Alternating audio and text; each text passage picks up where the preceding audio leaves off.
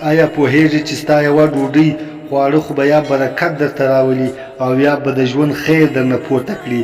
نن به د حلال رزق د برکت او د حرام د یوه لقمه د تاوان رښتینې خبرې وکړو. الحمدلله مسلمانه وروره او خوري، پوه شه چې حلال رزق د زړه سکون، کورنۍ خوشحالي او د ماشومانو د نیکمرغۍ راز دی.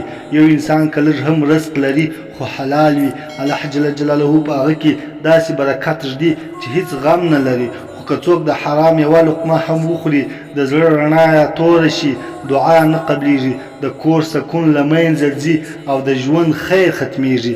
راځئ چې د حلال رزق لپاره هلې ځلې وکړو او خپل کورونه له حرام نه وساتو، ځکه د حلال یوه ګړۍ د دنیا او آخرت د خوشحالۍ سبب کیږي.